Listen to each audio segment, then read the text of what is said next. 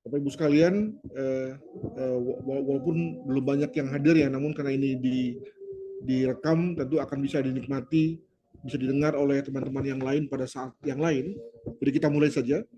Nah, kami bisa infokan bahwa pada hari pertama, Prof. Hamdi dan juga Mbak Rizka telah menceritakan tentang dasar-dasar pembuatan survei, khususnya survei politik dengan beberapa perangkatnya, ya.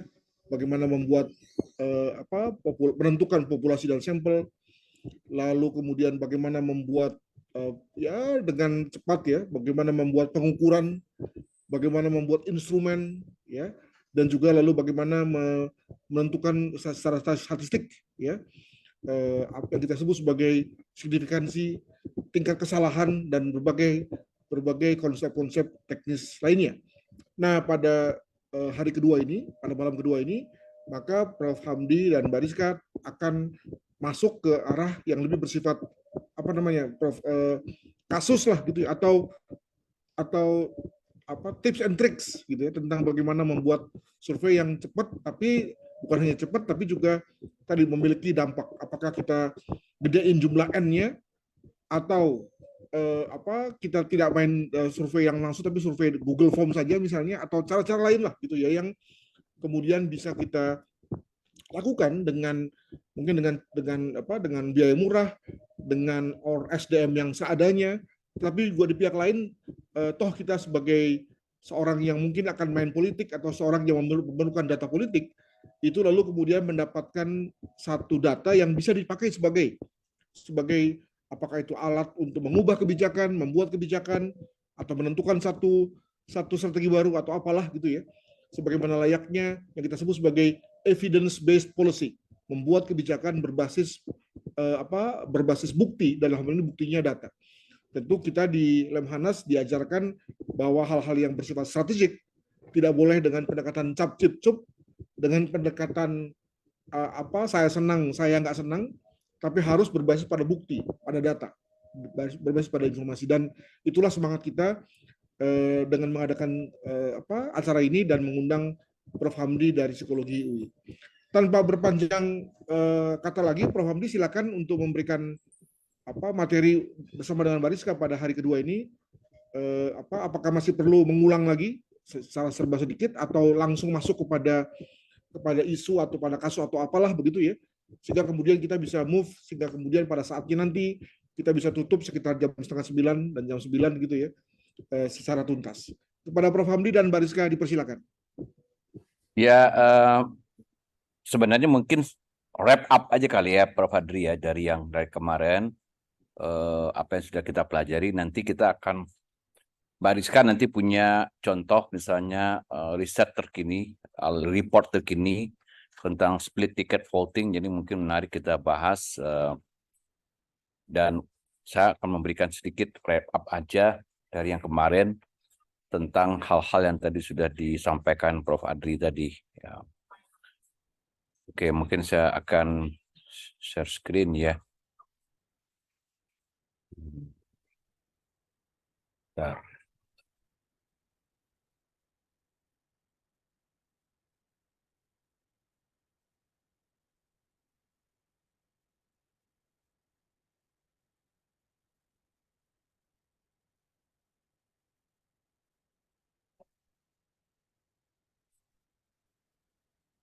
Oke, apakah sudah kelihatan? Sudah. Oke, bagus.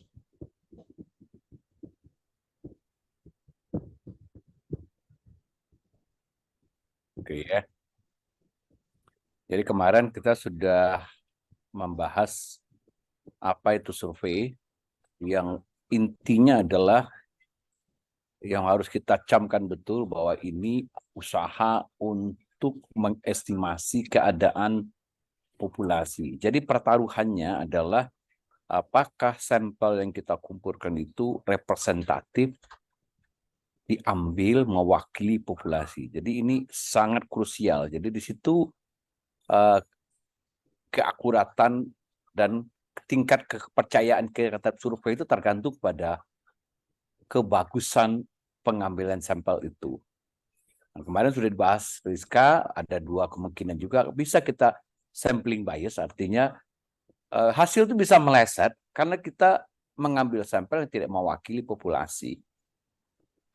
Atau memang harusnya populasi itu misalnya sebarannya kebanyakan itu menengah ke bawah, sampel kita kebanyakan orang kaya. Nah, itu tentu hasilnya menjadi bias. Walaupun begitu juga ada yang namanya non-sampling bias, misalnya karena kuesionernya bias, kuesionernya tidak bagus, mungkin karena di lapangan kontrolnya kurang kuat, ya, tidak ada misalnya spot check, tidak ada juga mekanisme untuk memastikan bahwa enumerator betul-betul mewawancarai orang yang memang sudah terpilih menjadi sampel, atau misalnya tidak ada mekanisme untuk mengecek apakah responden cenderung hanya menjawab iya semua gitu. Nah, apakah misalnya enumerator atau pewawancaran cukup terlatih ya, untuk tidak bias menggiring apa jawaban ke arah tertentu misalnya. Nah, hal-hal itu harus dipastikan gitu.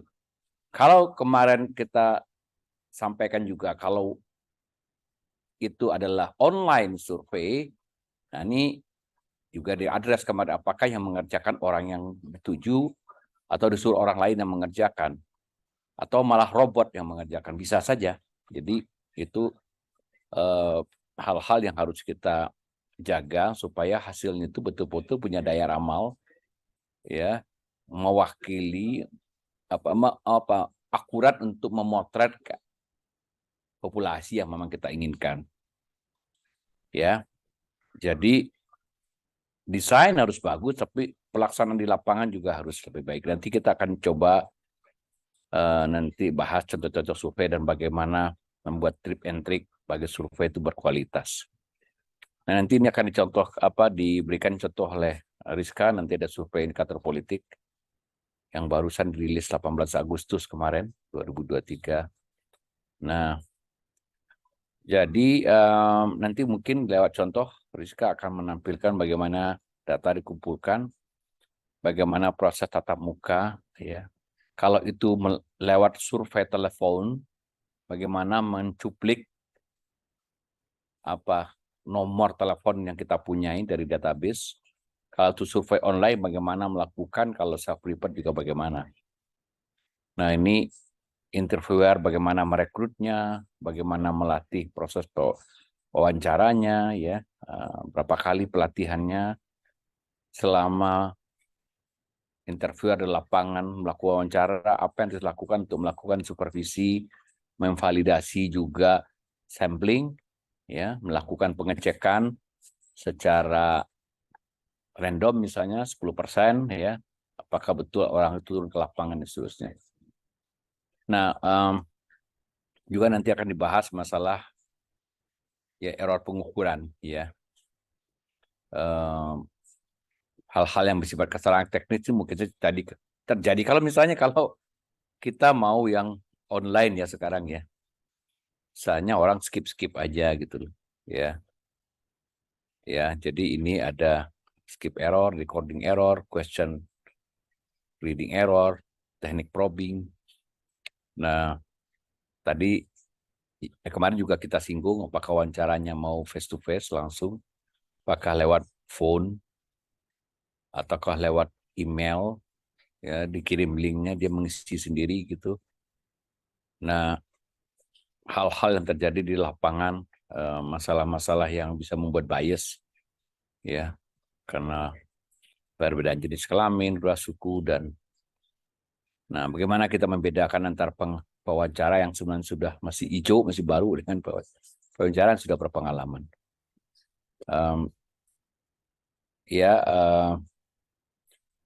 Jadi saya memberikan dulu nanti ini akan dialami satu-satu oleh Mbak Rizka dengan contoh nanti.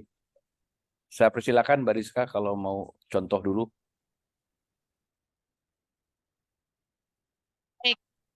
Selamat malam Prof. Adri dan Prof. Gumilar. Prof. Hamdi dan Ibu Bapak sekalian.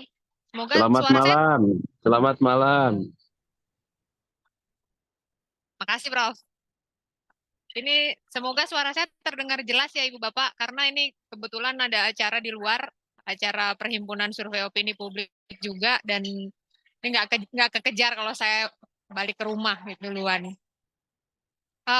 Ya seperti yang Prof. Hamdi sampaikan barusan, saya akan menampilkan contoh survei opini publik yang digelar oleh Indikator Politik Indonesia, dan memang yang saya contohkan ini adalah survei yang menurut kami sampai saat ini paling reliable, yaitu survei tatap muka. Survei telepon juga kami lakukan dengan banyak catatan, karena sampelnya pasti bias perkotaan, bias pendidikan tinggi gitu, dan bias wilayah-wilayah tertentu. Nah, oleh karena itu yang saya beri contoh adalah yang survei tatap muka. Semoga slide saya terlihat jelas ya. Ini sebentar.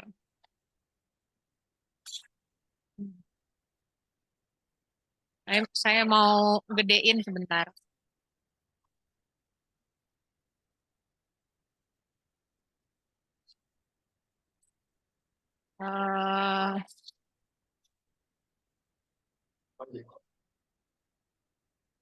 Bentar ya. Nah, ini dia. Nah, ini survei ini baru kami rilis tanggal 18 Agustus kemarin, dan tapi memang kami turun lapangan di sebelum itu, yaitu 15 sampai 21 Juli tahun 2023. Ini kena split ticket voting dan tren elektabilitas bakal capres dan partai politik jelang pemilu. Kita udah tahu bahwa jelang pemilu pasti isunya adalah elektabilitas.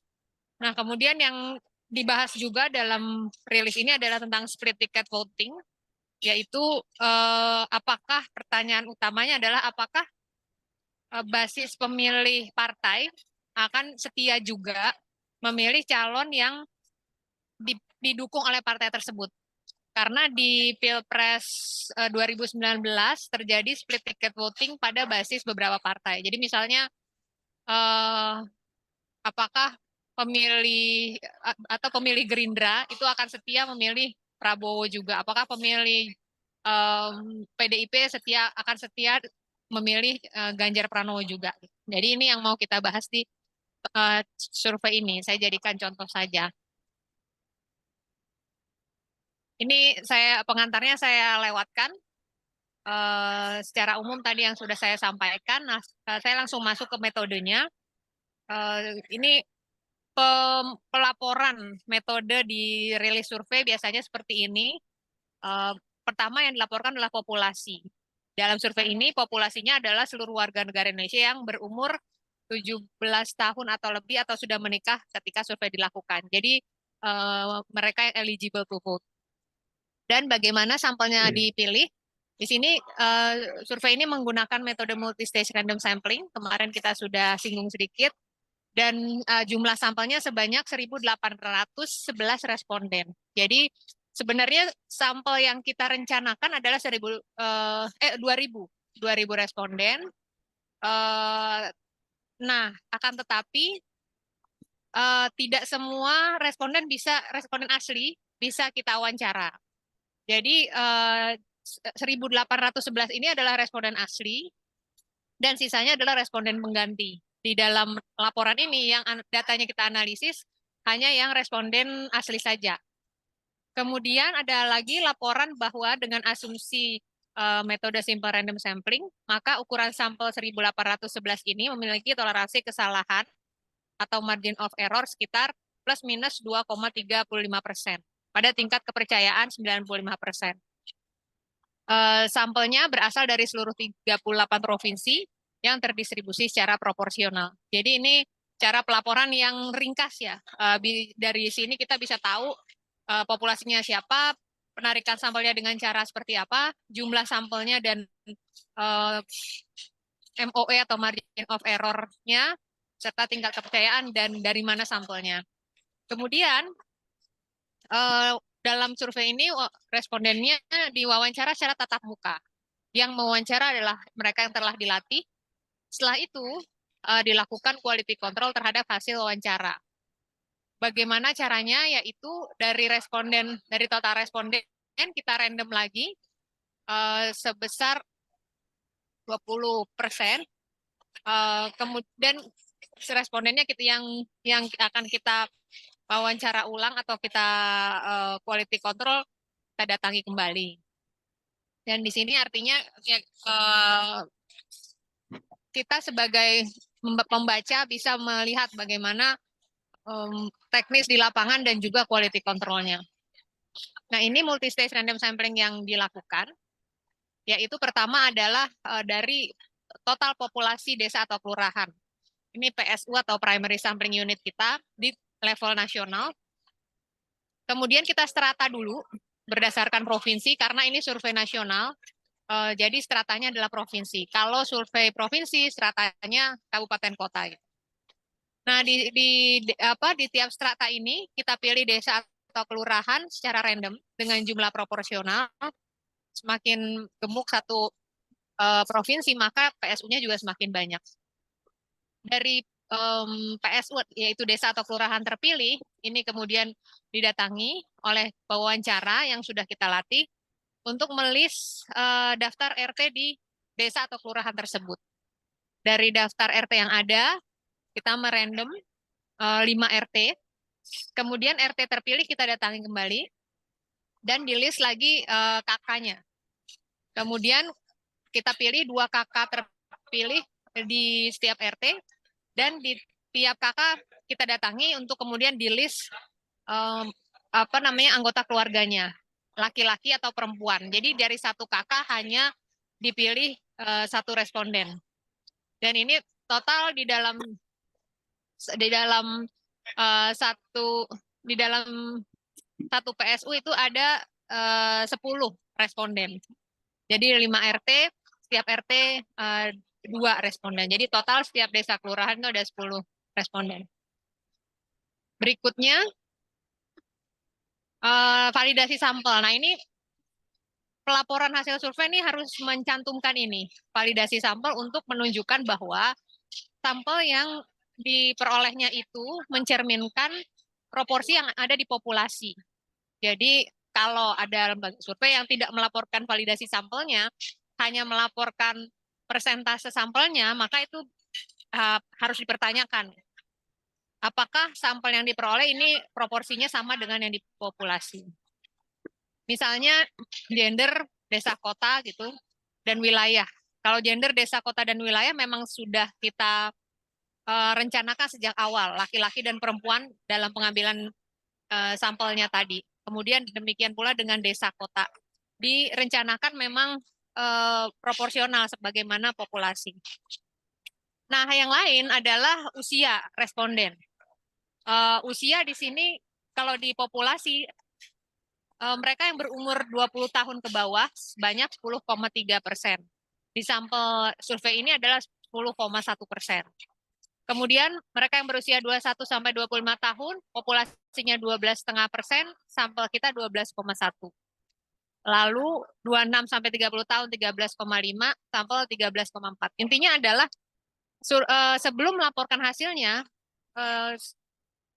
di sini mau dilaporkan bahwa proporsi sampel berdasarkan berbagai kategori sosiodemografis ini sejalan dengan proporsi di populasi. Demikian pula juga dengan pendidikan, masyarakat kita ini masih cukup banyak yang pendidikannya SD ke bawah 37%, kemudian SLTP dan SLTA yang cukup banyak juga 31%. Kemudian berdasarkan agama, mayoritas Islam di populasi 87,2% dan di sampel 88%. Selanjutnya adalah etnis. Terbanyak adalah etnis Jawa, ada 40,2% di populasi, dan di sampel kita ada 40,6%. Kemudian etnis Sunda 15,5%, di sampel kita 15,8%. Checklistnya Prof. Hamdi, Minang, Prof.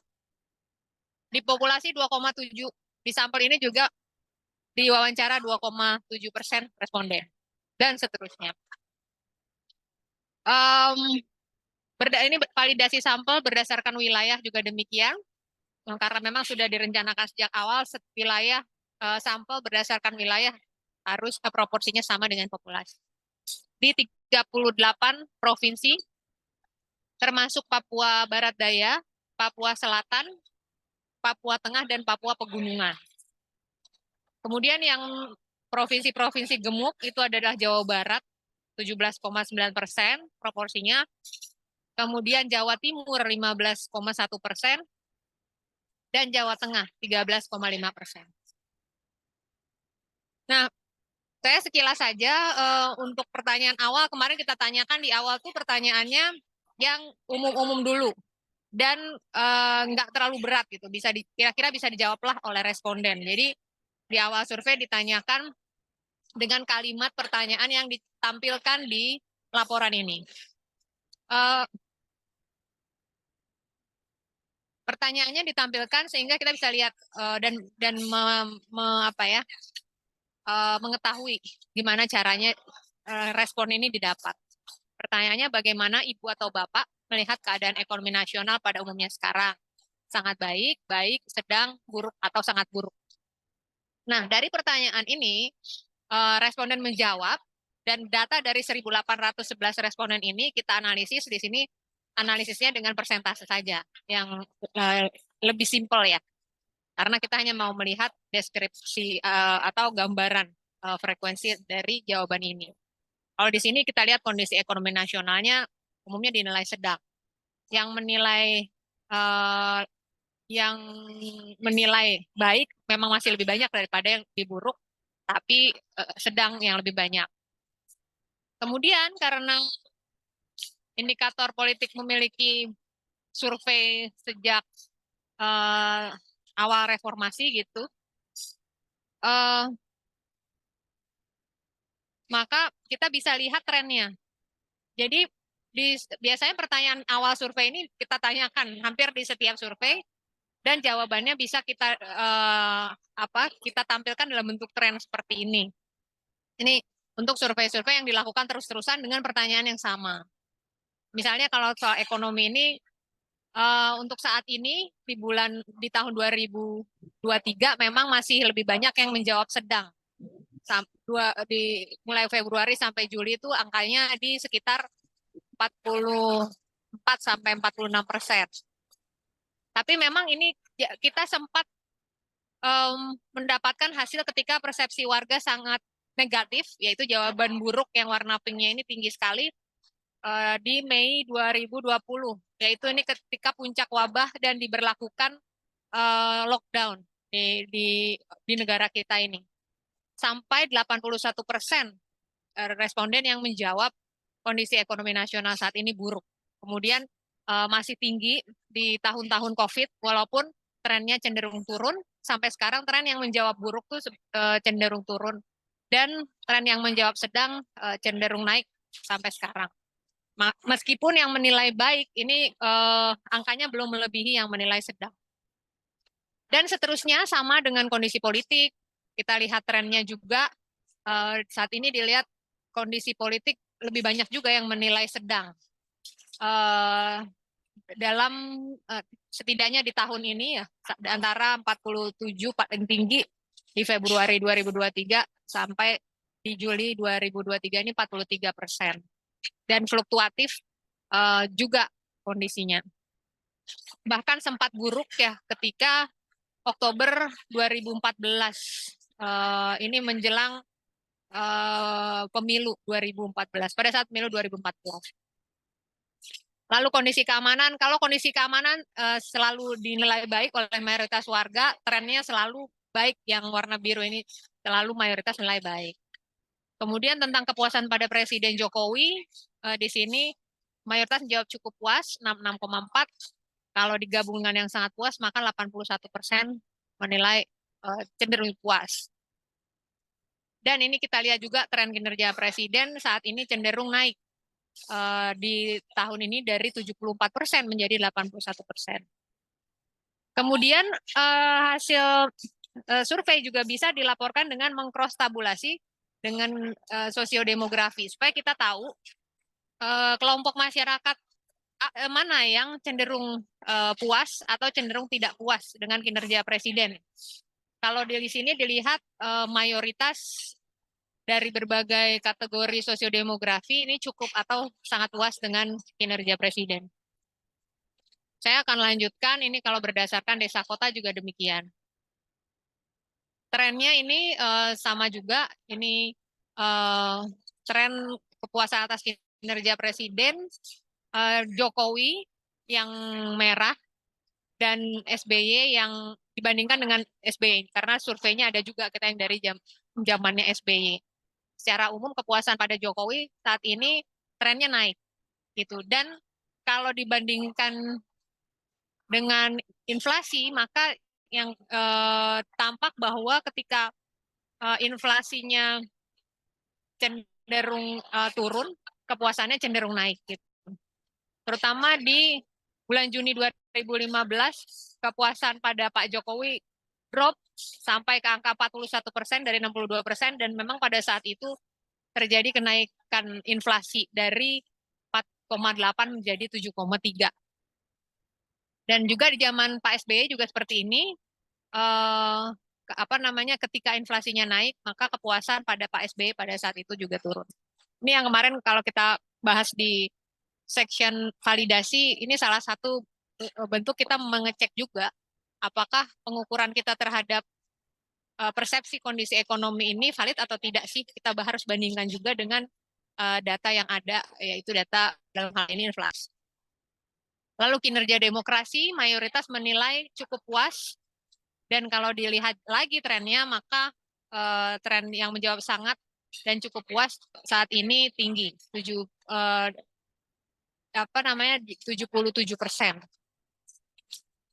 Nah, ini pilihan calon presiden, ada beberapa pertanyaan. Pertama kita tanyakan secara terbuka. Kemarin kita sempat diskusi pertanyaan terbuka, semi terbuka, dan tertutup. Nah, untuk pertanyaan presiden, ini kita tanyakan pertama top of mind atau terbuka saja. Bila pemilihan presiden diadakan sekarang ini, siapa yang akan ibu bapak pilih sebagai presiden? Udah, responden tidak diberikan pilihan jawaban. Di sini pilihannya Ganjar Pranowo 22,8, Prabowo Subianto 2,2, Anies Baswedan 15,4.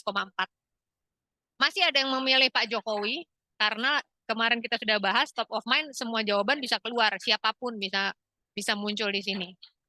Maka nama Pak Jokowi ternyata masih disebut 4,2%. Nah, ada jawaban tidak tahu tidak jawab rahasia, ada 31,9%, masih cukup banyak. Kalau kita lihat angkanya seperti ini, 22,8 dan 22,2, kita tidak bisa mengatakan siapa yang unggul, karena selisihnya masih di dalam batas margin of error tadi. 2,5 tadinya. Artinya plus minus 2,5, selisihnya harus lebih dari 5%. Kalau di sini kan hanya 0,6 selisihnya. Kalau kita lihat tren top of mind-nya juga saat ini, kalau yang merah ini adalah yang merah dan bulatan putih ini Pak Ganjar, dibandingkan Juni angkanya sebenarnya cenderung stagnan, turun, kalaupun turun masih dalam batas margin of error. Juga Pak Prabowo juga demikian. Yang cenderung naik adalah Anies Baswedan dari 12,5 ke 15,4 dan nama-nama lain. Kemudian ini jenis pertanyaan, simulasi 34 nama semi terbuka untuk calon presiden.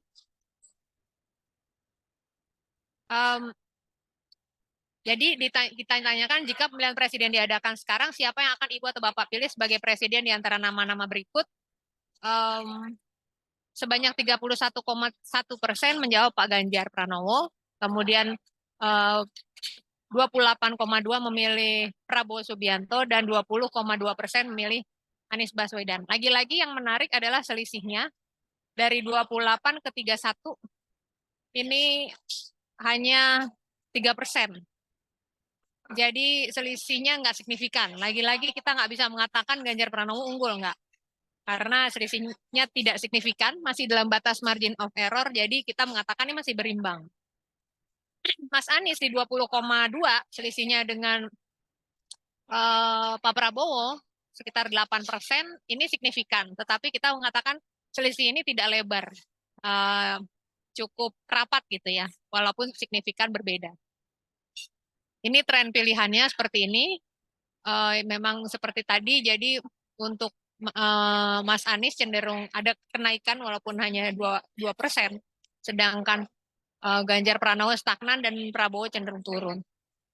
Lalu ada simulasi, oh ya, mohon maaf, di semi terbuka ini ada pilihan jawaban lainnya kalau responden mau menyebutkan nama lain, tapi di sini hanya 1,1%. Lalu simulasi 10 nama tertutup. Jadi di sini responden benar-benar ditanyakan untuk 10 nama saja, tidak ada pilihan jawaban lainnya. Di sini lagi-lagi kita lihat Ganjar Pranowo 32,4, Prabowo Subianto 29,9, dan ini selisihnya juga tidak signifikan. Kemudian Mas Anies Baswedan, ada juga kemudian Ridwan Kamil 4%. Ini trennya. Kemudian kita kerucutkan lagi menjadi 3 nama, Mas Anies, Pak Ganjar, dan Pak Prabowo. Kalau di simulasi 3 nama ini lagi-lagi selisihnya tidak signifikan. Ganjar Pranowo 35,2, Prabowo Subianto 33,2. Mas Anies 23,9, signifikan selisihnya, tapi cukup dekat. Dan ada 7,7 yang tidak menjawab atau mengambang. Ini trennya, dan ini simulasi menurut demografi seperti tadi. Nah, kalau dari simulasi ini, kita kan berusaha memetakan siapa yang lebih mendukung siapa gitu ya. Misalnya berdasarkan pendidikan, mereka-mereka yang berpendidikan SD ke bawah ini cenderung mendukung Ganjar, kemudian Prabowo, demikian pula yang SLTP. Tapi mereka yang berpendidikan tinggi yaitu kuliah lebih cenderung memilih antara dua nih, Prabowo dan Mas Anies Baswedan. Dan seterusnya, itu bisa kita lihat petanya dari sini. Kemudian pilihan berdasarkan wilayah dan basis pilpres. Misalnya di sini untuk masyarakat pedesaan cenderung memilih Ganjar Pranowo, untuk perkotaan cenderung Prabowo Subianto. Kemudian juga berdasarkan wilayah seperti wilayah kalau Banten dan Jawa Barat, lalu Kalimantan dan Sulawesi cenderung memilih Pak Prabowo. Tapi untuk Sumatera saat ini cenderung memilih Anies Baswedan. Kemudian DKI bisa dipahami, Mas Anies pernah menjadi gubernur ya, jadi mayoritas orang DKI pilihnya Mas Anies Baswedan. Kemudian Jateng DIY, ini basisnya Ganjar Pranowo sebagai gubernur saat ini. Juga di Jawa Timur, dari warga Jatim 47%-nya memilih Ganjar Pranowo. Bali Nusa juga demikian, bisa diduga karena Bali Nusa, terutama Bali ini adalah basisnya PDI Perjuangan ya. Dan seterusnya seperti itu. Nah, ini tren capres menurut basis pilpresnya. Tadi kita cross tabulasi, kalau pemilih Jokowi Ma'ruf Amin sekarang cenderung pilih siapa? Ternyata masih cenderung memilih Ganjar Pranowo. Sementara basisnya Prabowo Sandi saat ini cenderung memilih Prabowo Sandi, tapi ternyata cukup banyak juga yang memilih Anies Baswedan. Jadi basisnya Prabowo Sandi terbelah cukup besar ke Anies Baswedan. Ini simulasi 2 nama, Ganjar dengan Prabowo, masih selisihnya sudah lebih jauh saat ini, 40 ke 47%, 7%. Ada 13,4 yang mengambang ya. Jadi kalau di sini, kalau 2 nama yang maju Ganjar dan Prabowo, maka pilihan orang cenderung ke Prabowo Subianto. Ini trennya. Lalu simulasi Mas Anies dan Ganjar Pranowo, Ganjar lebih tinggi perolehannya dibanding Anies Baswedan. Tapi masih ada 14,5 yang tidak menjawab. Ini trennya. Bagaimana dengan Anies Prabowo? Prabowo Subianto unggul signifikan dengan selisih jauh ya, 18%.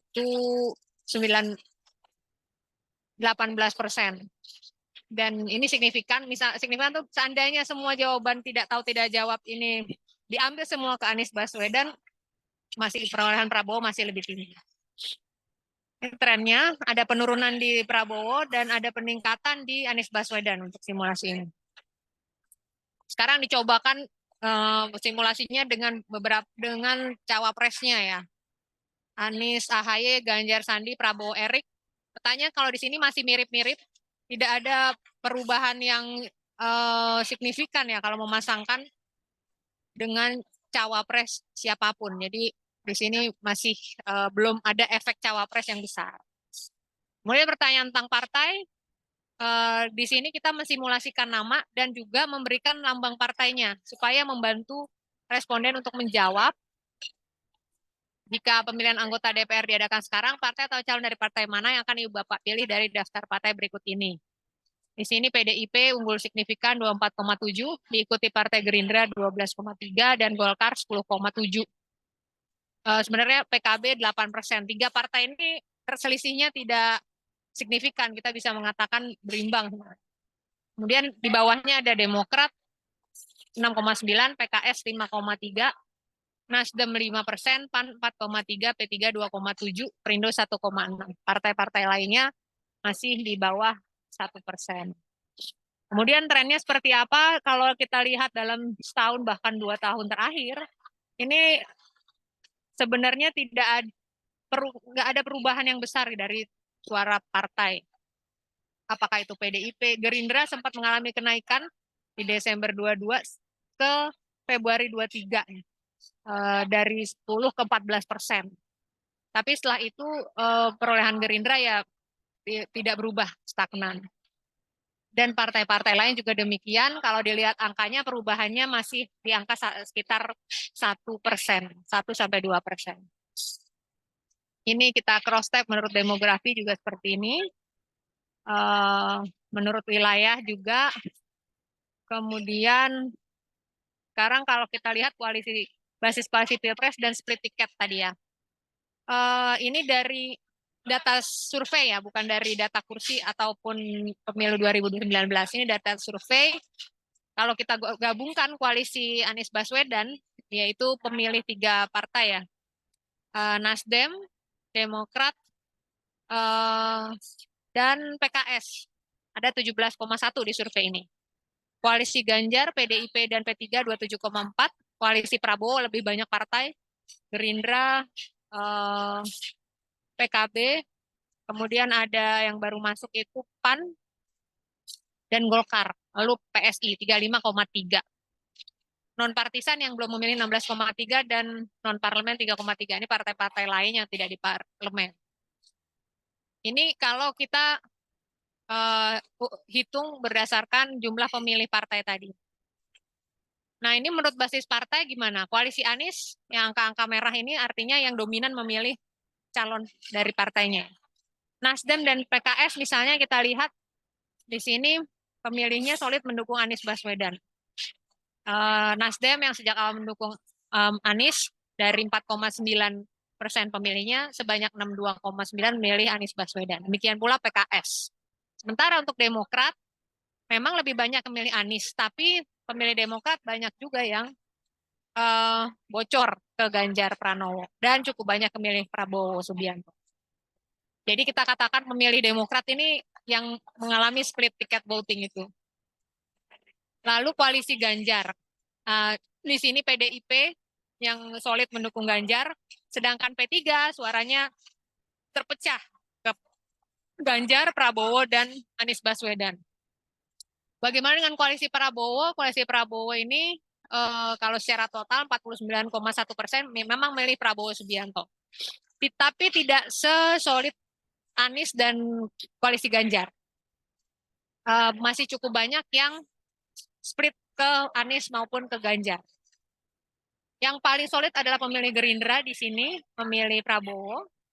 Sedangkan partai lainnya justru terpecah. PKB misalnya, meskipun partainya mendukung Prabowo 30, tapi yang mendukung Prabowo masanya kebanyakan memilih Ganjar Pranowo 40,3. Ini berarti warga PKB ini split ticket voting.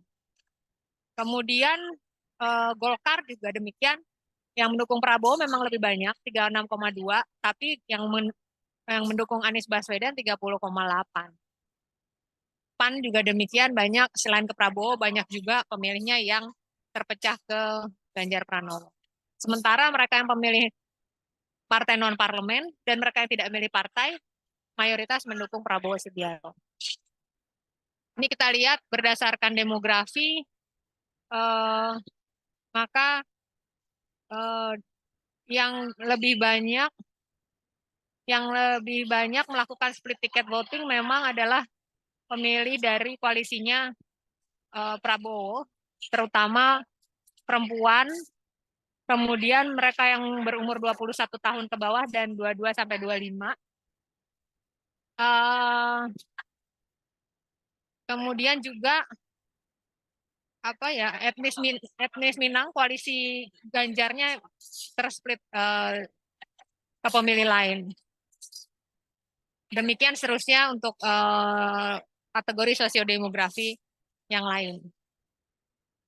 Nah, demikian untuk contohnya, contoh dari survei yang bisa kita sampaikan, dan memang ini kita sampaikan yang survei tatap muka karena tadi alasannya karena memang datanya itu lebih reliable dan valid karena kita secara langsung mewawancara responden. Untuk tips dan trik barangkali Bang Hamdi mau menyampaikan tips and trik atau langsung diskusi sekaligus tips and trik ya. Biasanya itu keluar dari diskusi sih sebenarnya. Ya betul, kita diskusi bagus aja. juga untuk hold 2-3 menit Prof. Hamdi untuk mendengar jika misalnya ada masukan atau ada pertanyaan dari teman-teman.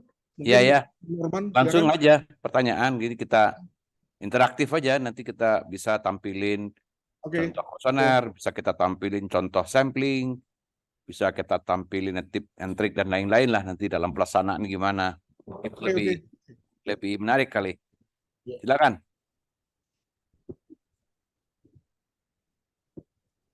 Silakan Pak Stefani, kemarin yang sudah mulai pusing, sekarang mungkin itu sudah segar kembali.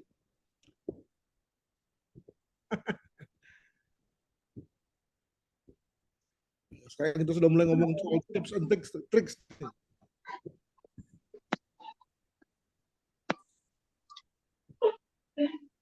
Silakan. Udah? Izin bertanya, Prof.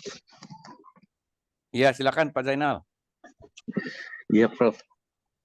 Dalam survei sosial ini, Prof, yang selalu menjadi pertanyaan orang itu tadi kan sudah dijelaskan bahwa akan banyak biasnya, Prof.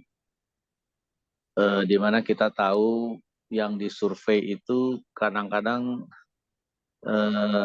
sangat dipengaruhi oleh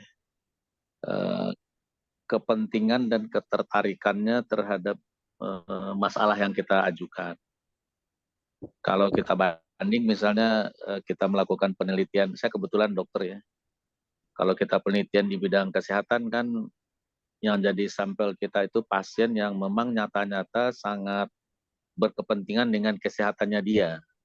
Sehingga jawabannya bisa dibilang ya dia menjawabnya serius gitu. Nah, sementara kalau di survei sosial atau politik begini dengan cara random samplingnya yang sudah benar, tapi secara internal dari sampel yang kita ambil itu rasanya masih ada hal-hal yang kita tidak bisa sama ratakan, ya itu tadi tuh ketertarikannya terhadap masalah yang kita sodorkan itu. Jadi bisa jadi jawabannya asalan gitu, Prof. Nah itu bagaimana menjelaskannya secara ilmiah bahwa metode yang kita gunakan itu benar gitu, Prof. Itu satu, Prof. Pertanyaan keduanya, Prof, seperti diketahui itu survei-survei politik itu banyak yang menggiring dengan berkali-kali, kemudian akan membuat seolah-olah itu real di lapangan, sehingga lahirlah survei yang bagus untuk seorang tokoh. Nah, itu trik apa yang dilakukan itu, Prof? Sehingga seorang yang tadinya hasil surveinya rendah, setelah dalam 1 tahun atau sekian bulan dia jadi langsung bagus, kemudian seolah-olah benar, kemudian di branding dan orang jadi ngikut, jadi merasa itu benar dan merasa rugi kalau nggak ikut dengan hasil survei itu. Nah, kira-kira apa itu, Prof? Mudah-mudahan dapat pencerahan dari Prof. Hamdi ini. Makasih. Assalamualaikum warahmatullahi wabarakatuh. Langsung ke Pak Steve ya. Ngomong-ngomong, Dr. Norman kumisnya mantap juga nih. Waduh. Ya, ada Iya, kumis Prof. kan? Itu karena Ya. dokter itu, jadi ada obat kumisnya itu. Iya. Siap. Silakan, Pak Steve. Terima kasih Prof. Adri. Prof. Hamdi, mohon izin saya ingin bertanya. Untuk kan tadi semua nilainya berdasarkan data dalam kurun waktu tertentu ya. Ya. Pada saat kita melakukan satu analisa dan didapatkan hasil, apakah data tersebut bisa mempunyai daya ramal? Katakan dalam jangka waktu tertentu, minta 1 atau 2 bulan. Karena kan mengingat saat ini kondisi politiknya ini masih dinamis sekali nih, Prof. Kita juga masih margin of error-nya pun masih sangat tipis tadi kalau Bu Rizka bilang kan. Nah, yang ingin saya tanyakan tadi itu, apakah bisa mempunyai daya ramal yang bisa kita pastikan dalam sekian lama, katakan 1 atau 2 bulan, sehingga mungkin ini bisa menjadi suatu dasar untuk pengambilan keputusan bagi para pemimpin partai politik itu tadi, Prof. Terima kasih. Oke, ada lagi? Kayaknya nggak ada tuh. Langsung aja, Dek. Oke, Mbak Ica mau jawab dulu yang depan-depan, nanti yang daya ramal nanti saya. Masih di mute Mbak Ica. Oh ya, maaf. Oke, saya coba menjawab pertanyaan Dr. Norman Zainal. Makasih pertanyaannya, Dokter. Jadi dalam survei, memang salah satu sumber error itu adalah responden. Benar sekali, karena responden itu sangat bervariasi. Pertanyaan pemahaman tentang isu, kemudian minatnya terhadap satu isu gitu ya, Dok. Nah, itu tidak bisa kita kesampingkan. Nah, oleh karena itu yang bisa kita lakukan adalah membantu responden untuk bisa menjawab dengan sebaik-baiknya. Yang pertama adalah kita bacakan pertanyaannya as it is gitu ya, sebagaimana yang ada di kuesioner. Kalau kurang paham, kita beri contoh dan kita jelaskan. Kemudian kita juga berikan namanya show card atau kartu bantu untuk membantu responden melihat pilihan jawabannya apa saja. Kayak misalnya tadi soal kondisi ekonomi. Apakah sangat baik, sedang, buruk, atau sangat buruk? Pilihan itu kan 5 banyak. Nah, kalau disuruh nginget-nginget, responden pasti lupa. Jadi kita berikan show card pilihan jawabannya dari tadi yang sangat setuju sampai sangat tidak setuju. Kemudian juga kita melakukan pelatihan tentu saja untuk wawancara supaya mereka memahami kuesionernya dan kemudian bisa mengadministrasikannya, menanyakannya dengan baik kepada responden sehingga respondennya paham. Nah, spesifik untuk isu Pilpres dan juga Pileg, ini selama ini selalu ada tren gini, Dokter.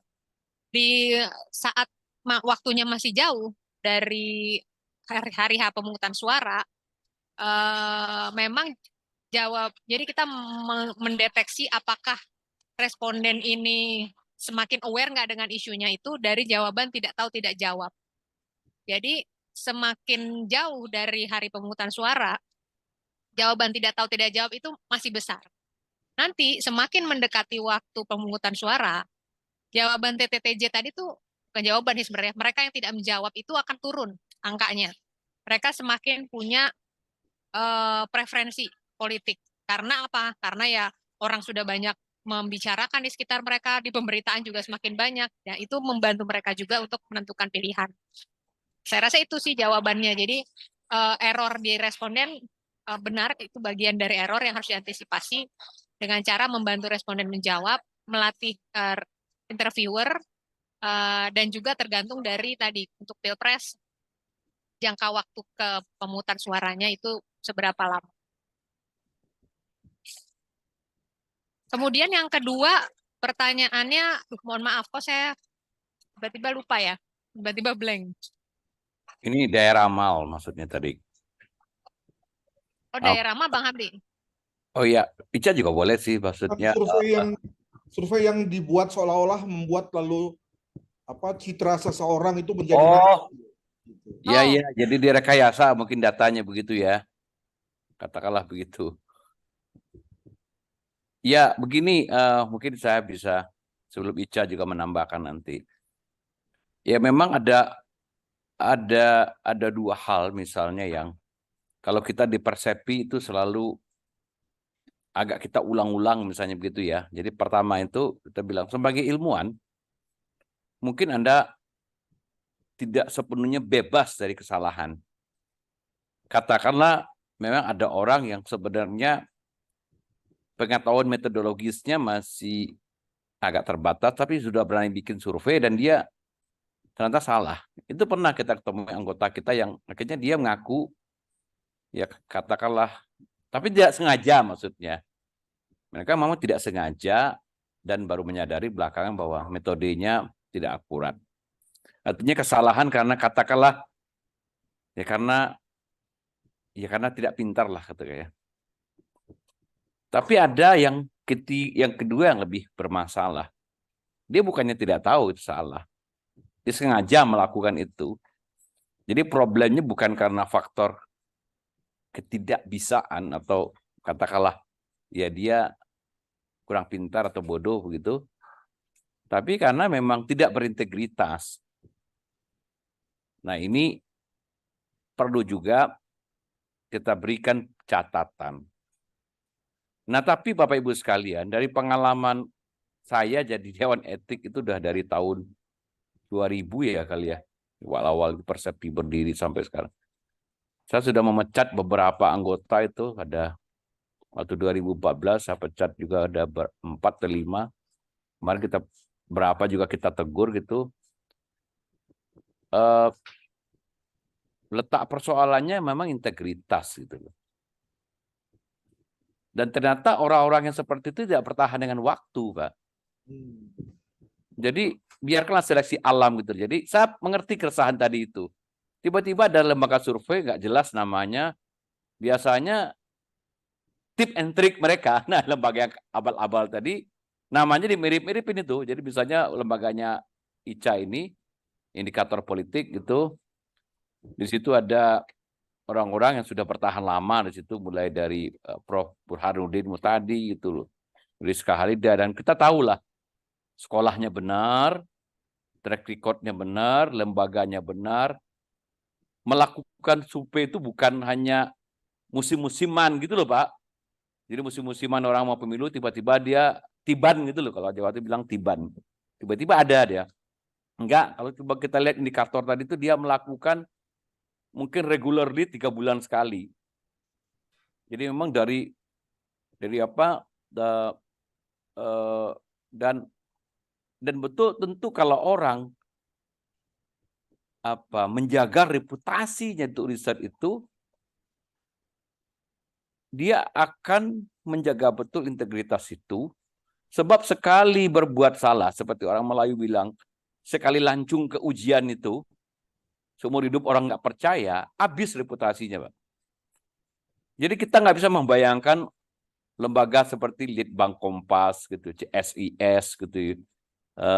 Kemarin-kemarin kan Litbang Kompas bikin survei yang hasilnya jauh-jauh dari indikator juga, nggak jauh dari SMRC, nggak jauh dari LSI, nggak jauh dari tempat-tempat lembaga-lembaga yang kita sudah kenal reputasinya itu.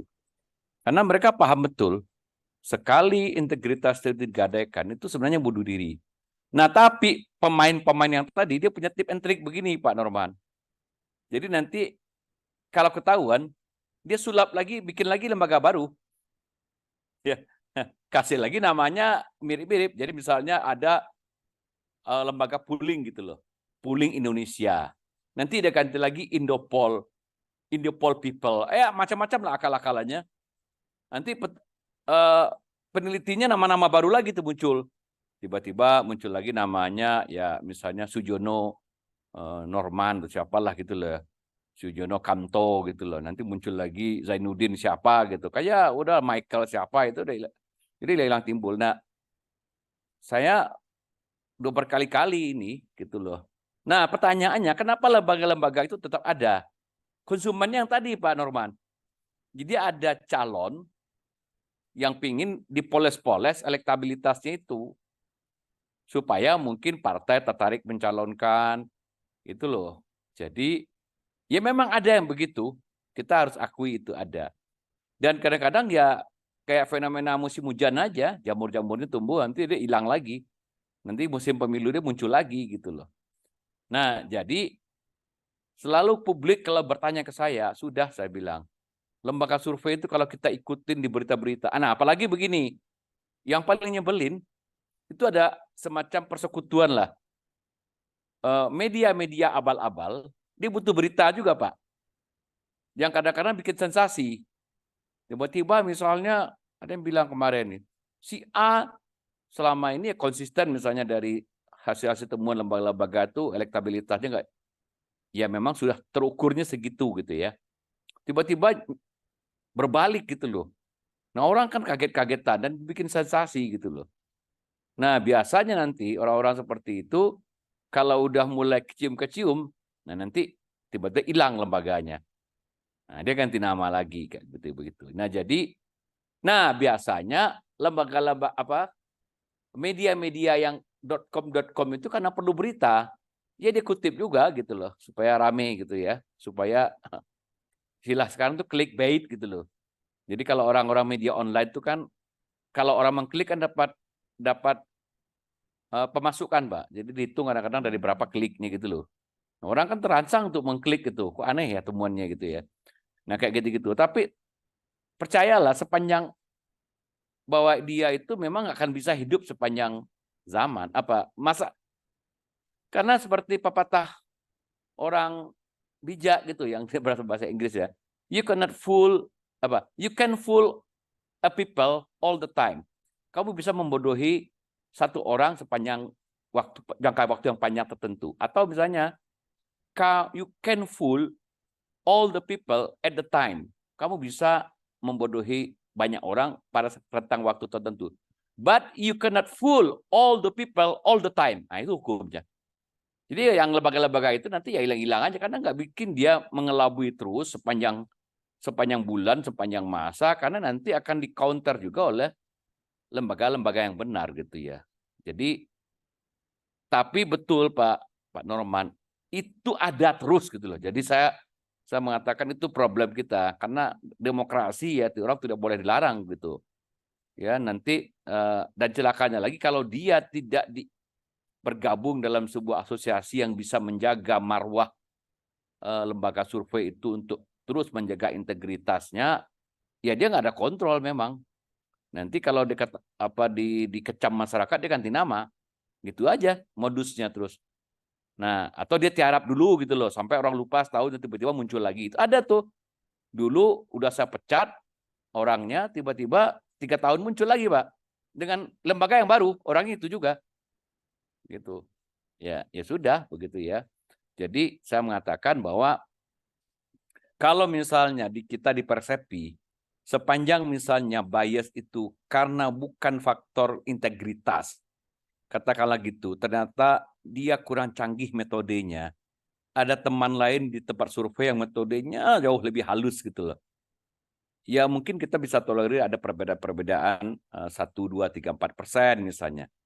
Atau karena perbedaan pengambilan waktu, atau tadi dalam kasus Persepi yang tadi Rizka harus menghadiri sidang itu saya menyidangkan dari Zoom tadi.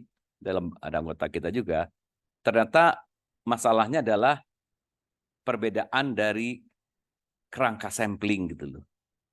Jadi Rizka mensamplingnya dengan memakai primary sampling unitnya RT desa, dan setelah itu dari desa diturunkan untuk merandom kelurahan ke RT gitu. Nah, satu lagi anggota kita membasiskan pencuplikan samplingnya berbasiskan data pemilih tetap dan rancangan kemungkinan TPS yang akan dipakai gitu loh. Jadi TPS-nya di random. Nah, memang hasilnya ada perbedaan. Nah, tapi kita mengatakan itu perbedaan itu karena metode lah. Tapi kalau yang kita sebabkan tadi, ada orang yang kadang-kadang dia nggak turun ke lapangan itu Pak Jainal. Jadi dia kadang-kadang aja data itu, nanti dia panggil wartawan. Si A elektabilitasnya 40 gitu, orang kaget-kaget gitu loh. Nah, jadi ya begitu. Nah, jadi itu aja tip dan triknya. Jadi survei ini Pak, sebagai metodologi ilmiah, itu umurnya mulai dari Gallup itu bikin tahun 30, itu sudah nyaris berapa itu 80 tahun. Dan seluruh usaha manusia untuk mengembangkan metode survei ini sebenarnya sudah sampai pada tahap evolusi yang sudah mengagumkan. Jadi kalau kita tidak percaya survei itu aneh gitu loh. Jadi kita nggak percaya dengan diri kita sendiri dengan ilmiah gitu loh. Dengan kemampuan kita menciptakan perangkat-perangkat ilmiah. Kan saya suka mirip tuh orang bilang, janganlah percaya survei itu. Ya terus Anda percaya apa gitu loh. Percaya klinik lebih gawat lagi gitu loh. Itu satu-satunya cara metode ilmiah yang kita punya. Bahwa ada 1-2 yang nakal-nakal begitu bukan berarti metode ini kita buang begitu. Ya Pak, ya gitu Pak ya. Silakan Mbak Ica kalau yang tambahin. Ya, makasih Prof. Ya tadi soal apa yang nakal-nakal itu memang ada ya di level lembaga dan juga di level surveyor itu juga ada. Nah, kalau untuk di level surveyor itu ada kita melakukan quality control, itu harus dilakukan. Kadang-kadang surveyor ada yang tadi ngisi di bawah pohon atau melakukan perandoman kakak tidak benar gitu ya. Macam-macam yang bisa dilakukan oleh surveyor. Nah, oleh karena itu kita melakukan quality control dengan berbagai cara. Apakah itu dengan spot check, mendatangi kembali 20% responden kita yang kita pilih secara random lagi, atau kemudian mensupervisi dari si wawancara yang dilakukan oleh surveyor. Kemudian bisa juga kita melakukan callback namanya, kita menelpon, maaf ya Pak berisik, kita menelpon kembali responden kita gitu. Segala hal, bahkan juga melakukan geotagging. Benar nggak si responden si pewawancara tuh datang atau enggak ke responden tersebut, foto dan di geotag seperti itu. Jadi kalau di level lembaga surveinya yang dilakukan adalah melalui asosiasi. Kalau kita di Persepi itu. Tapi kalau di level lapangan yang dilakukan adalah quality control. Nah, menarik juga sih sebenarnya untuk saya mau pindah pembahasannya ke lembaga surveinya. Jadi sejauh ini kan sudah ada ketentuan bahkan di KPU bahwa lembaga survei yang mengadakan survei politik dan juga nanti hitung cepat maupun exit poll itu harus lembaga-lembaga yang terdaftar di Persepi. Jadi KPU sendiri, KPU pusat maupun daerah sudah acknowledge pentingnya asosiasi profesi yang menjaga kode etik lembaga survei. Karena itu KPU mensyaratkan bahkan lembaga survei yang kan memang diminta untuk mendaftar ya ke KPU. Dan ada syaratnya lembaga survei yang diberikan akan diberikan izin oleh KPU adalah mereka yang terdaftar di Persepi. Jadi di sini maksudnya adalah ya KPU sudah meng-acknowledge itu pentingnya asosiasi karena di asosiasilah tadi kode etik dari lembaga survei itu dijaga. Dan juga di daerah gitu, ketika ada dispute, ini hasil lembaga survei A begini, lembaga survei B begini. kok beda, lalu ada dilaporkan ke KPUD gitu ya misalnya. Nah, KPUD itu bertanya ke Persepi juga, apakah ini gimana nih, kok ada perbedaan? Kalau bukan anggota Persepi ya kita nggak bisa jawab. Ini bukan anggota kita. Dan itu cukup banyak. Dan lagi-lagi message-nya adalah KPUD sendiri juga udah aware tentang tadi pentingnya asosiasi dari lembaga survei, dan karenanya kalau ada dispute ditanyakan ke kita. Gitu. Jadi seperti itu, Dr. Norman. Saya sedikit tambahkan, Dr. Norman. Kenapa itu penting ya bergabung itu? Sebab kalau dia tidak bergabung kan kita tidak punya kekuatan normatif keorganisasian untuk memanggil dan mengaudit. Saya paham kalau yang ngerti ya riset ya, karena nanti kita akan mengaudit detail. Jadi semua kuesioner, kerangka sampling, semua prosedur apa yang dilakukan itu detail. Apakah betul, mana foto interviewernya di setiap tempat itu, mana tadi geotaggingnya, mana bukti bahwa dia mendatangi, dan mana data kasarnya, bagaimana data tidak olah. Kita harus kasih ke kita semua. Jadi kita dewan etik itu. Nah kalau yang tadi abal-abal itu sebenarnya hanya untuk menyesatkan massa, bahkan dia nggak turun ke lapangan sebenarnya. Dia kadang-kadang aja. Ketika dia diaudit, dia pasti kelabakan. Dia nggak akan siap. Oleh sebab itu dia nggak mau gabung ke Persepi. Karena dia tahu nanti kalau dia nggak benar, pasti akan diaudit. Jadi jangan gabung gitu. Nah sekarang betul itu KPU harus begitu. Jadi kalau orang menghindar gitu untuk diaudit, ya pasti kan ada udang di balik batunya itu, kan kira-kira begitu. Nah cuma ini kalau kita bicara misalnya sisi hukum kriminal ya orang itu nggak ada pasal untuk dikriminalisasi gitu loh, dia melakukan kriminal ya sudah, masyarakat aja yang harus memfilter ya ini abal-abal gitu aja udah, gitu Pak Norman ya. Ya Prof, tadi ada pertanyaan saya Tadi mengenai soal daya ramal. ya gini nih, masalah Makasih, Prof. terminologi daya ramal itu. Nah ini kita harus perjelas dulu apa yang dimaksud dengan berdaya ramal. Nah, bisa juga berdaya ramal itu dalam pengertian bahwa angka yang kita dapat dari sampling itu artinya apa yang kita dapat dari 1.800 orang yang kita tanya itu, apakah itu betul-betul estimasinya menggambarkan keadaan di populasi yang sesungguhnya. Itu juga bisa dimaknai sebagai riset yang mempunyai daya ramal untuk melihat kenyataan dengan benar. Jadi kalau kenyataannya tingkat kepuasan rakyat Indonesia itu 70%, kita memotretnya 73. Itu masih bisa dibenarkan karena kita sudah mengatakan tingkat kesalahannya pas ada 3%. Tapi itu masih dalam batas yang kita tolerir karena ilmu sosial selalu tidak bisa memakai hukum ilmu pasti. Jadi tingkat peramalan itu bukan 100%. Nah, jadi kita menyediakan kemungkinan kita salah karena misalnya salah sampling bisa di kisaran 2-3% sesuai dengan kerangka sampling yang kita pilih. Dan ketika kita mengambil kesimpulan statistik berlaku hukum probabilistik. Ya dia bisa benar dalam kerangka 9 atau dari 10 kejadian. Itu benar. Kalau kita nggak yakin, angka kita tidak mendukung itu, ya kita nggak bisa mengambil kesimpulan kita keliru. Itu. Nah, istilah prediktif kedua bisa dalam konteks sebab akibat, dalam konteks atau hubungan antar dua variabel.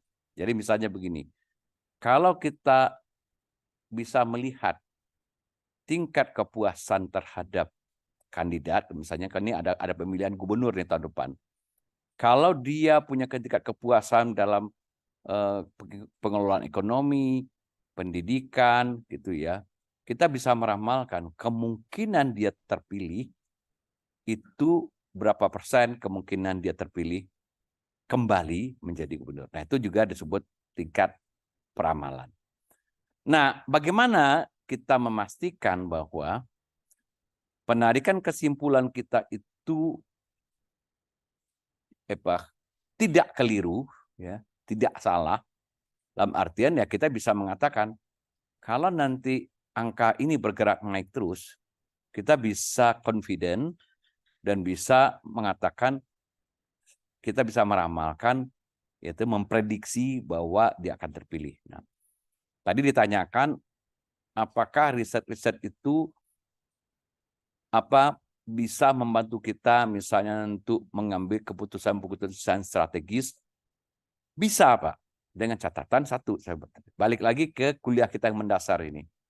Satu, kalau itu peramalan itu adalah untuk melihat hakikat populasi, jagalah keakuratan sampel itu. Nah, itu hukum yang pertama. Jangan main-main dengan sampel. Dulu saya ingat betul ya, guyon-guyonan yang cerdasnya Cak Lontong mengkritik polling-pollingan yang asal-asalan di Twitter itu, atau di ELC sudah membuat link, silakan menjawab siapa yang Anda pilih jadi presiden gitu loh kira-kira. Nah, itu nanti diumumkan di Twitter itu.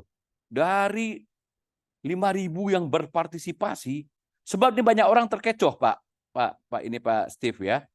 Oh, itu yang respondennya survei ELC itu sampai 7.000 loh. Kalah loh lembaga surveinya Indikator yang 1.200. Ya letaknya bukan di 1.000, bukan di 5.000, 10.000 itu. Letak persoalannya apakah 10.000 itu mewakili seluruh Indonesia. Lah ini mewakili konco-konconya Karni Ilyas, ya iya. Kira-kira begitu logikanya. Lah ya jawabannya bias konco-konconya Karni Ilyas lah. Nah yang begini ini tuh jangan diumumkan ke publik gitu loh. Karena kadang-kadang publik yang nggak nyampe otaknya, oh iya ya, itu lebih gede loh. Sekalian aja kata Cak Lontong itu, saya sudah mensurvei kepada 2.000 kader Gerindra, 10.000 kader Gerindra, 95% memilih Prabowo. Ya iyalah, kader dia semua kayak gitu loh. Mau jumlahnya 10.000, 20.000, nah, gitu ya. Nah, itu kan penting betul menjaga akurasi sampling itu. Kedua, yang bias kemungkinan dari non-sampling bias. Nah, itu dari mana datangnya? Kemarin sudah dibahas Rizka juga, Mbak Ica. Satu, pengukuran. Nah, tadi saya ada yang dipertanyakan, apa mungkin misalnya orang tricky bisa membuat hasil bias dengan ngakal-ngakalin seperti ini, sehingga seorang calon atau misalnya, katakanlah misalnya ini yang disurvei tingkat keterpilihan terhadap kandidat yang mau maju gubernur misalnya, atau menteri-menteri yang sedang menjabat akan digadang-gadang menjadi presiden atau wakil presiden atau akan maju dalam kontestasi politik. Nah, biasanya ditampilin dulu ini, makanya urutan itu penting. Misalnya ya, ditampilin dulu pertanyaan-pertanyaan di atas. Selama ini kondisi kabupaten ini menurut berita mendapat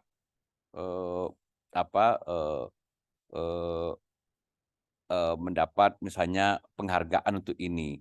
Apakah Bapak setuju diberi Bapak yakin tokoh ini, gubernur ini mendapatkan penghargaan, setuju gitu. Seolah-olah itu pertanyaan enggak masalah. Kan boleh aja kita menanyakan gitu loh. Terus dikasih lagi, lama-lama orang terkesan positif terhadap itu. Di bawahnya langsung dikasih pertanyaan. Kalau Pak Gubernur ini mau maju menjadi lagi gubernur tahun depan, bahkan Anda pilih gitu. Ya orang mungkin pilih, Pak. Nah, itu tuh nggak etis sebenarnya gitu ya. Tidak boleh, itu melanggar etika. Nah, makanya tadi bahwa urut-urutan kuesioner itu juga penting dinilai. Apakah itu memenuhi kaidah-kaidah yang tidak ada bias-bias. Jadi, sampelnya mungkin benar, samplingnya benar, tapi dia mainin di situ. Di framing itu namanya, itu di framing gitu ya. Jadi framing itu nggak boleh. Ya. Nah, kalau kita mengaudit itu termasuk kuesioner kita audit mana kuesioner yang dipakai. Bahkan saya dulu pernah mengaudit siapa kita agak curiga si itunya nggak memakai kuesioner yang ini. Itu kita tanya, mana nomor telepon pewawancara yang pernah kamu pakai itu? Itu dia kasih nomornya. Kita random aja kita cek gitu loh. Apakah Anda pernah menanyakan pertanyaan seperti ini? Pewawancaranya, karena pewawancara itu kan direkrut Pak ya, di lapangan itu. Dan tidak selalu, biasanya yang suka dilatih dan direkrut itu entah mahasiswa, aktivis, atau orang-orang yang memang sering menawarkan jasa untuk menjadi pewawancara gitu. Nah, tapi kalau misalnya dia disuruh memberikan kuesioner yang nakal-nakal itu, kita bisa cross check juga ke pewawancaranya. Oh, ternyata ini nakal gitu penelitinya, memang yang nakal gitu. Nah, ini ketahuan juga gitu loh. Jadi memang mekanisme memungkinkan sebuah lembaga di audit itu penting sebenarnya. Ya. Nah, itu pesan penting kenapa harus diikat dalam sebuah organisasi yang punya ADART dan kode etik yang kuat menjaga code of conduct itu. Nah, itu penting ya. Nah, jadi sepanjang tadi sampelnya benar, kuesionernya benar, ya, cara pengambilan data di lapangan tidak ada yang bias, dan kita menganalisis secara akurat, kita bisa confident kok sebenarnya. Kita bisa membuat suatu peramalan tergantung kebutuhan kita. Misalnya tadi ya, data-data dari Mbak Ariska tadi. Ketika dia lihat longitudinal, kan dia ketemu tadi itu. Oh, ternyata ditemukan. Kalau tingkat kepuasan presiden itu, inflasi dia nggak bisa kendalikan, tingkat kepuasan langsung turun. Tingkat kepuasan ternyata berkorelasi dengan kemungkinan dia re-elected lagi. Ternyata tingkat kepuasan presiden punya efek ekor jas terhadap keterpilihan partainya. Itu bisa kita korelasikan data itu, Pak Steve. Nah, itu mungkin dalam bahasa ilmiah disebut dengan dia punya kemampuan prediktif. Jadi, sebuah independent variable bisa meramalkan sebuah dependent variable tertentu yang kita minati. Nah, untuk apa kita mau peramal itu tergantung kebutuhan kita. Begitu juga kalau kita membuat kebijakan. Sangat bisa gitu loh. Bahkan sekarang memang policy making itu, membuat keputusan, membuat kebijakan publik itu dalam proses policy-nya itu ya kerap orang memakai penelitian atau survei gitu ya. Survei itu kan penelitian sih sebenarnya, penelitian ilmiah gitu loh. Untuk bisa membuat prediksi ya, apa yang harus kita lakukan ke depan gitu loh.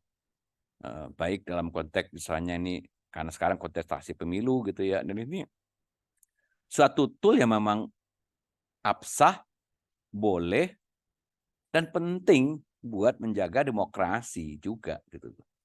Nah, jadi memang kita sayangkan gitu loh kalau ada pemain-pemain petualang-petualang yang memang memanipulasi ini untuk kepentingannya politik, itulah memang itu yang terjadi ya. Ya mungkin secara bersama-sama kita berusaha membuat penyiaran ke masyarakat, Pak, ya. Seperti saya katakan tadi, ini susah juga hilang sih. Biasanya musim-musim pemilu nanti muncul lagi, hilang lagi begitu. Nah, jadi kalau saya sih sarannya sekarang ya udah periksalah reputasi dari lembaga survei itu. Itu hanya bisa kita pegang sih sebenarnya. Silakan ada yang lain, Mbak. Ica ada yang mau tambahkan? Sudah, Prof. Sudah cukup. Dah. Silakan Bapak Ibu sekalian kalau masih ada yang. Makasih Prof pencerahannya. Terima kasih Pak Norman ya. Terima kasih banyak Prof, Mbak Rizka, terima kasih. Sama-sama, Pak Stef. Kita masih ada waktu setengah jam, apakah kita ada lagi? Mungkin Bu Lili nih yang lulusan Jerman nih, siapa tahu ada, kalau gaya Jerman gimana Bu Lili? Aku pas dulu Prof, izin. baru nyetir, baru nyampe. Oh iya, bahaya Terima nanti. kasih. Pak Surya, ada yang mau ditanya, Pak? Terima kasih Pak, udah Pak, jelas. Udah pada capek kayaknya nih, Prof. Adri. Bukan capek, Prof. Sudah langsung ingin praktek. Oke. Masih ada waktu kan? Ya. Ini sedikit deh Prof, saya tanggapin nih di Tempo nih kan ada nih ya. Kemarin Tempo yang terbaru, saya nggak nyalain, saya off kamera ya. Di Tempo yang terbaru kan kemarin ada kebetulan dari lembaga surveinya dari ini ya, dari indikator ini. Sebentar, hampir mirip dengan apa yang disampaikan, tapi ada yang nggak jelas itu bagaimana dia bergerak dari Juli, saya asumsikan Juli 2022 sampai ke Februari 2023. Dari indikator politik Indonesia sama LSI ini. LSI juga ada 2 itu, Bu Lili. Ada yang Lembaga Survei Indonesia yang paling tua, yang itu paling awal. Dan itu orang-orangnya sekarang alumni itu ada Burhan, ada juga Saiful Mujani, Jayadi Hanan, dan ada lagi alumni LSI juga, Lingkaran Survei Indonesia itu Denny JA. Nah, Oh enggak, ini LSI yang lembaga survei. ya, Lembaga jadi survei harus Indonesia, bukan Denny, bukan ada Denny lagi JA. LSI itu pelesetan, lembaga apa gitu, itu namanya LSI juga. Jadi banyak nakal-nakal sekarang. Indikator juga ada 2-3 versi itu. Indikator politik, ada indikator titik-titik. Itu Cak ya, ada tuh indikator apa kemarin tuh yang kita guyon-guyonan Jadi, kemarin.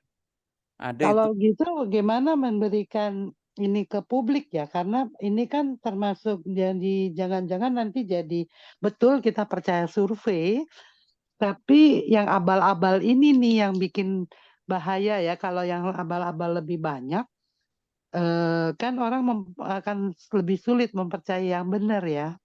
I mean, if you tell the lies often enough, then it become the truth gitu kan. Betul, betul. Itu cara menghadapinya gimana ya Prof? Kira-kira Prof? Praktisnya ya di lapangan. Mungkin Adri juga bisa rebuk. Dulu saya ingat betul itu, kita pernah ada diskusi betul tahun-tahun 2008 ya, saya ingat gitu ya. Itu Ya. ada seminar khusus waktu itu.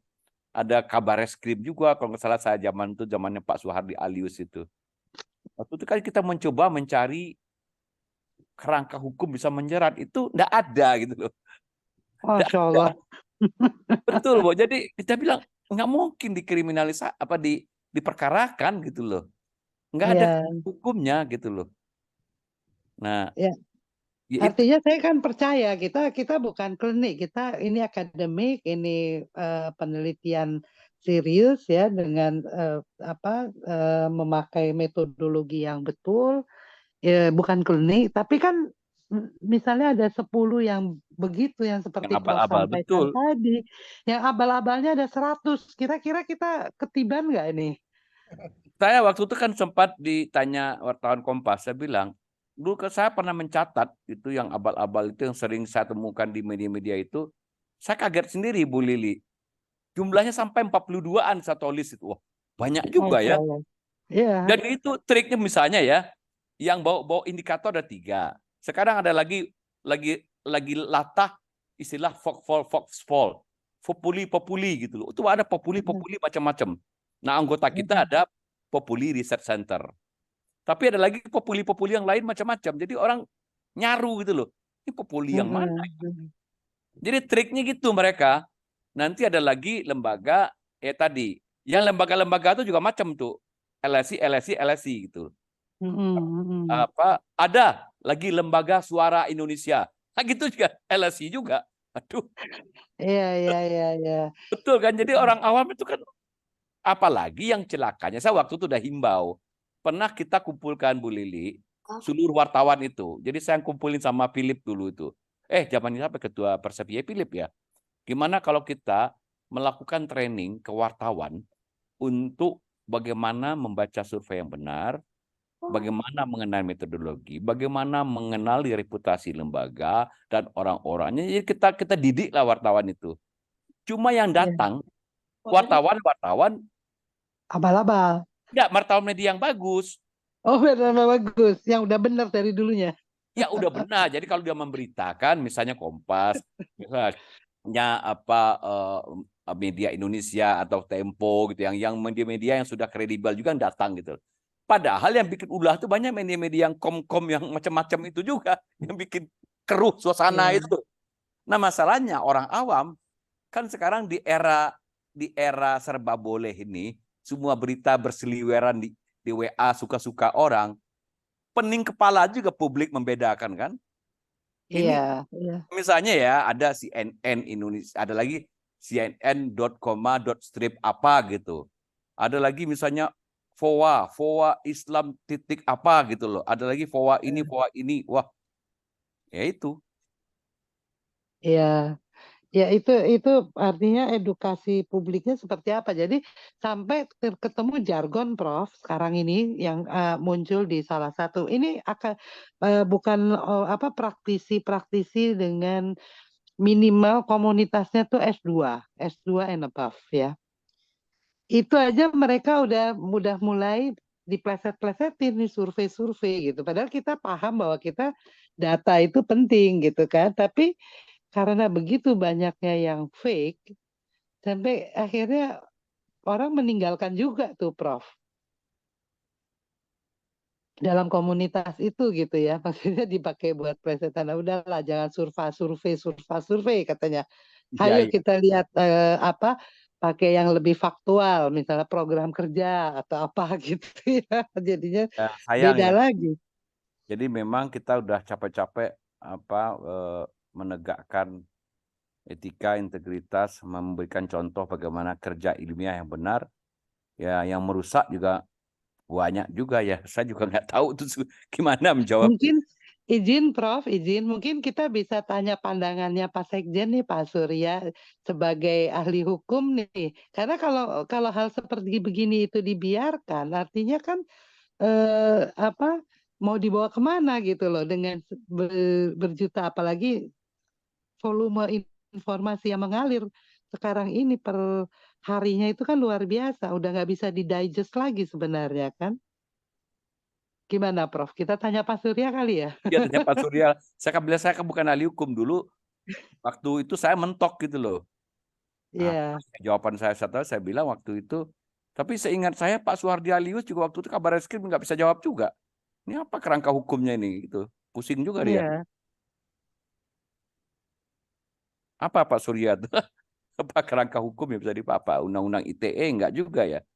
Terima kasih, Prof. Saya kira kalau masalah ini ya, kalau dikaitkan ke hukum, kalau hukum itu kan yang penting kan ada alat bukti, ya minimal ada 2 alat bukti. Jadi cari ada alat bukti itu yang berkaitan dengan regulasi, ya kemudian yang dilanggar itu apa saja. Nah kemudian ada saksi-saksinya. Nah kalau udah lengkap itu sudah bisa kita laporkan. Cuman sekarang juga banyak itu kemarin ada 2 tokoh senior dengan membawa pasukannya datang ke KPK mau melaporkan 2 putranya presiden. Ya jadi lucu aja, jadi ketahuan publik gitu ya. Mungkin tidak membawa cukup bukti, hanya ingin supaya kelihatan tampil di sana, media menyoroti, wah sudah cukup, situ udah menang gitu, seperti itu. Jadi dalam case yang ini ya, case riset yang nggak benar ya, kalau misalnya Prof ada yang dirugikan gitu ya, udah membina sekian lama, tiba-tiba ada yang ngaco gitu, menggunakan namanya tapi misleadingkan hasil surveinya gitu ya. Seperti pertanyaan saya kemarin kan, hasil survei itu ya karena saya melihat aja, jadi saya pikir hasil survei itu sesuai pesanan, ya siapa yang memesan, nah itu hasilnya pasti lebih bagus. Saya perhatikan 3 kandidat ini, kalau dari sisi kandidat A ya bagus, hasilnya tinggi, B bagus juga, C bagus juga. Nah ini yang benar yang mana gitu? Nah, itu yang buat publik kadang-kadang bingung ya.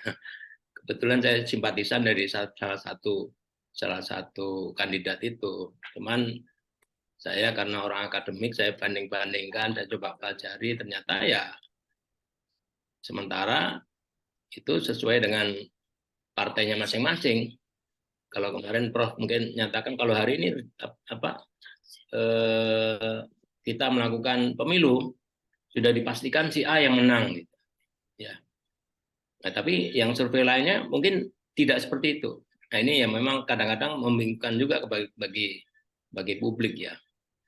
Akhirnya ya mereka melakukan, ya mereka itu maksudnya 3 kelompok ini melakukan tindakan-tindakan yang melanggar hukum seperti deepfake yang kami dapatkan kemarin. Kira-kira itu jawaban umum saya. Terima kasih. Tapi yang jelas kan memang tidak ada kerangka undang-undang kita bisa pakai, Pak. Iya. Jadi itu. Oke, Kalau gitu. izin, Ya. kalau pertanyaannya ini kan tadi kan Pak Surya, Pak Sekjen menyampaikan bahwa misalnya Prof merasa dirugikan, maka Prof mengumpulkan bukti-bukti. Nah, kalau ini rakyat kan umum ini yang dihujani dengan informasi yang tidak betul itu kan ke masyarakat itu. Itu gimana menghandlenya di Republik ini kira-kira Pak Sekjen izin? Ya, kalau bicara hukum itu kan bicara siapa yang dirugikan itu yang melaporkan gitu. Kayak presiden aja dihina seperti Rocky Gerung, beliau tidak merasa dirugikan karena sikap beliau seperti itu. Tapi ada pihak lain yang, wah ini udah keterlaluan nih, simbol negara diganggu nih. Dicarilah permasalahan itu, ya menggunakan semua instrumen-instrumen hukum untuk menjatuhkan Rocky Gerung misalnya. Ya, bahkan yang paling unik itu pokoknya Rocky Gerung nggak boleh tampil dulu ke publik. Nah, ini juga dasar hukumnya apa? Ya kadang-kadang juga mereka spontan aja melaporkan gitu untuk kepentingan publik juga. Gimana caranya? Pokoknya namanya Rocky Gerung itu harus bermasalah. Kira-kira seperti itu. Jadi sama kalau sekarang yang publik yang dirugikan atau merasa dirugikan, ya silakan dirugikannya dalam bentuk apa gitu ya. Kalau Prof tadi masih mencari-cari ini pasalnya dikenakan pasal apa gitu ya. Memang kalau saya pribadi saya juga belum pernah menangani permasalahan yang ini ya. Tapi sejauh saya melakukan advokasi itu ya kalau ada melanggaran pasal-pasal berkaitan pidana atau perdata atau tun atau yang lain-lain lah. Nah, saya kembali kepada Bible masing-masing untuk membuka itu. Ya, kalau yang ini masuk di undang ITE atau undang-undang yang lainnya, ya perlu dipelajari.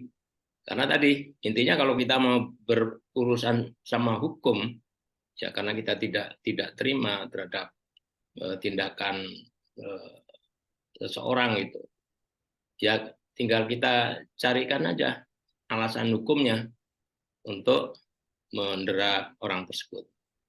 Gitu saya kira. Nanti kalau lebih jelas harus ada ini harus ada bimbingan khusus ini masalah hukum ini. Oke. Seminar sendiri itu. Sendiri. Baik, saya kira kita sudah sampai di penghujung ini. Mungkin untuk sebagai closing, Pak Surya bisa memberikan what next dari kegiatan kita. Pak Surya, dipersilakan. Ya, baik. Yang saya hormati Prof. Hamdi Muluk, Dr. Rizka Halidah, saya mewakili Ketua IKAL Strategic Center mengaturkan terima kasih yang sebesar-besarnya atas pencerahan yang telah Prof berikan dari topik bagaimana membuat survei politik berdaya damai. Ya, 2 hari ini beliau sudah memberikan pencerahan-pencerahan kepada kita ya. Dan topik yang beliau sampaikan sebenarnya sudah topik yang keempat ya. Dari sebelumnya kita sudah melaksanakan 3 kali kursus online berbayar. Hari ini keempat dan berikutnya kita merencanakan pada akhir bulan ini. Ya. dengan topik mengenali metode riset digital. Ya, kita mengundang narasumber Dr. Radiat Moko, MSc, dari Research Platter Economy, Organization and Society, Departemen Sosiologi FISIP UI, dan juga Profesor Dr. Sudarsono dari Research Platter yang sama, dan Prof. Sudarsono ini merupakan alumni KSA ke-10 Lemhanas RI tahun 2002. Itu pelaksananya pada tanggal 30 dan tanggal 31 Agustus. Itu pada kesempatan ini saya mengimbau kepada teman-teman semuanya, Bapak Ibu, untuk bisa kembali menghadiri pelatihan yang sudah kami siapkan. Demikian, sekali lagi kami mengaturkan terima kasih Prof. Hamdi dan juga Dr. Rizka. Semoga Bapak Ibu sehat dan bisa berkarya lebih baik lagi ke depannya. Terima kasih. Assalamualaikum warahmatullahi wabarakatuh. Waalaikumsalam warahmatullahi wabarakatuh. Warahmatullahi wabarakatuh. Kita sampai melambaikan tangan, sampai ketemu di lain kesempatan. Bye-bye. Sampai ketemu semua. Terima Terima kasih. Terima Ya, kasih. Rizka. Sampai jumpa. Assalamualaikum. Sekian semuanya, izin Izin pamit. Bis.